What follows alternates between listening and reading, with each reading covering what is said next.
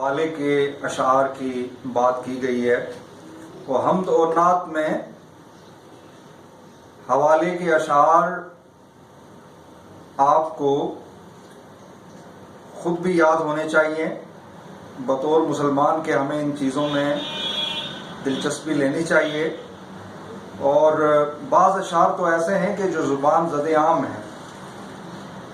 جیسے اقبال کے شعر دیکھ لیں آپ کے، وہ دانائے سبل ختم الرسل مولائے کل جس نے، غبار راہ کو بخشا فروغ وادی سینہ، نگاہ عشق و مستی میں وہی اول وہی آخر،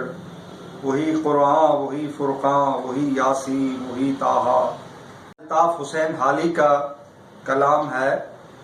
وہ نبیوں میں رحمت لقب پانے والا، مرادیں غریبوں کی بر لانے والا، وہ اپنے پرائے کا غم کھانے والا، مصیبت میں غیروں کے کام آنے والا۔ اسی طرح مولانا ظفر علی خاں کی مشہور نعت ہے، دل جس سے زندہ ہے وہ تمنا تمہیں تو ہو، ہم جس میں بس رہے ہیں وہ دنیا تمہیں تو ہو۔ سب سے بالا و اعلیٰ ہمارا نبی، اپنے مولا کا پیارا ہمارا نبی، جس کی دو بوندیں ہیں کوثر و سلسبیل، ہے وہ رحمت کا دریا ہمارا نبی۔ احمد رضا خان بریلوی رحمت اللہ علیہ بر صغیر کے علماء میں نمایاں ترین مقام رکھتے ہیں۔ ان کا سلام مصطفیٰ جان رحمت پہ لاکھوں سلام کو یہاں بر صغیر پاک و ہند کے اندر اور باہر بھی جس قدر مقبولیت حاصل ہوئی، اس سے بالکل صاف پتہ چلتا ہے کہ اللہ تعالیٰ نے یہ مقبولیت ان کو عطا کی ہے۔ جیسے سعدی کے اشعار مشہور ہوئے، بلغ العلا بکمالہ،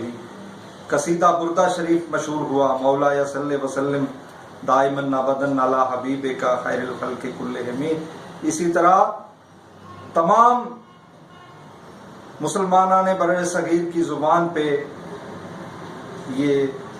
ورد ہے، مصطفیٰ جان رحمت پہ لاکھوں سلام، شم بزم ہدایت پہ لاکھوں سلام،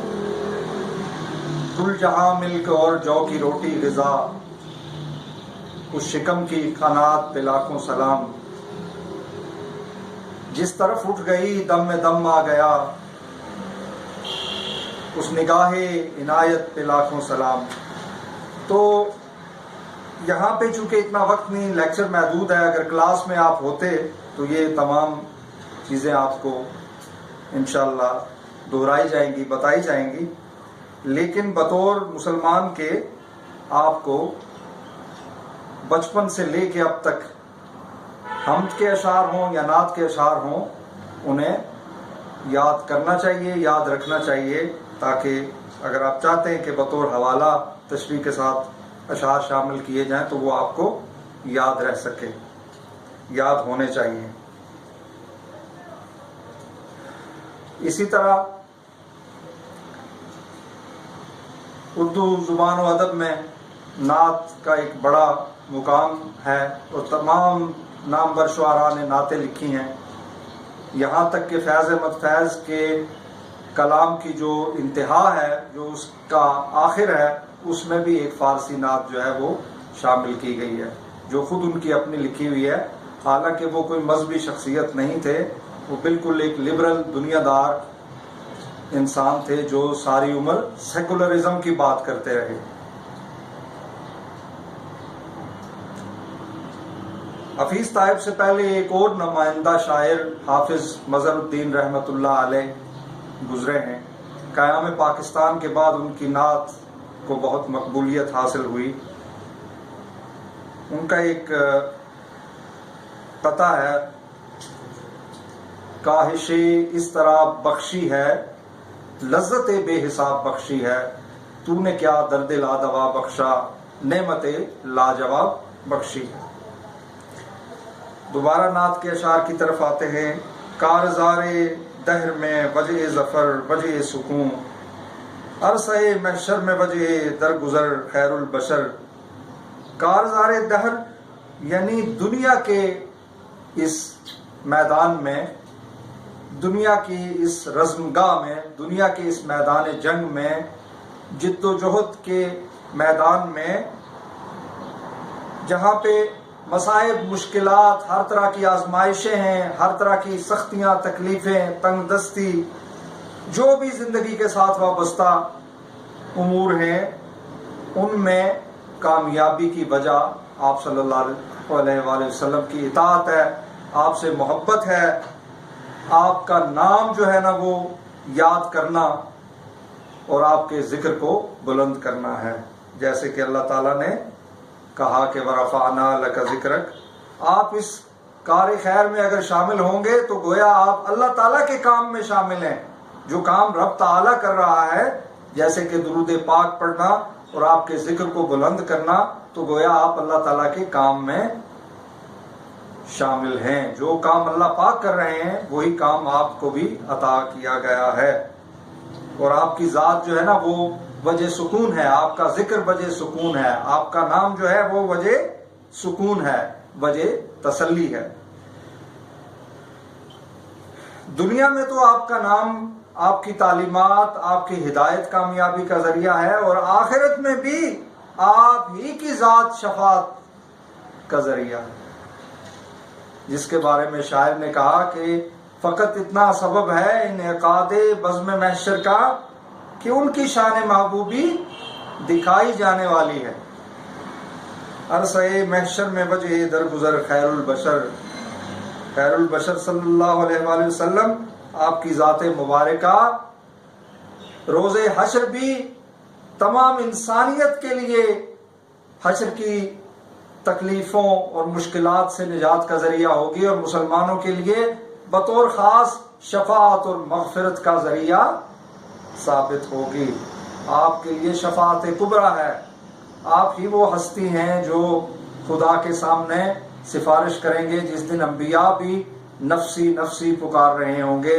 اور آپ سجدے میں ہوں گے اور آپ کہیں گے یا رب امتی امتی، یہاں تک کہ آپ کا آخری امتی بھی جنت میں نہ داخل ہو جائے۔ رونما کب ہوگا راہ زیست پر، منزل کا چاند ختم کب ہوگا اندھیروں کا سفر، خیر البشر۔